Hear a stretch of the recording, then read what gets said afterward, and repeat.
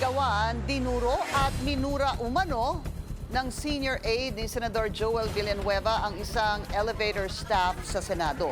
Ang insidenteng ito pinaiimbestigahan na ng Office of the Sergeant at Arms. Yan ang agenda report ni Hannah T. Mura at duro ang inabot umano ng isang elevator staff sa Senado mula sa isang senior aide ni Senator Joel Villanueva. Sa isang incident report, kinumpronta raw ni Renato Jude Digao ang elevator operator na si Joel Chavez Agravante pasado 2:00 ng hapon nitong Martes. Tumaas umano ang boses ni Mr. Digao nang tanungin si Ms. Agravante kung bakit may pushcarts na pinapasok sa VIP elevator ng Senado. Sagot ni Agravante, yun pa lang ang operational nang mangyari ang insidente.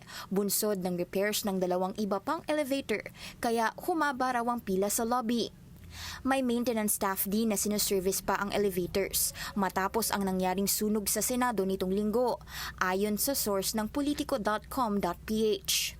Sa kanilang pag-uusap, sumigaw umano si Mr. Digao, nagmura at dinuro ang elevator staff.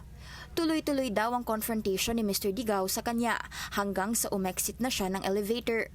Sinabi ng isang witness sa Politico na tinalo pa raw ni Mr. Digao ang mga senador kung umasta at akalay hari siya sa Senado.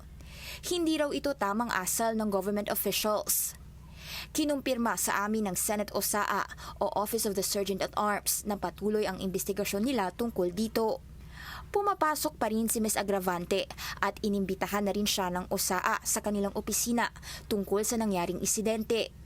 Sinubukan naming kumuha ng panig mula sa kampo ni Senador Villanueva tungkol sa aksyon ng kanyang opisina tungkol dito, pero wala pa itong sagot sa amin. Para sa agenda, Hannah T, Billionario News Channel.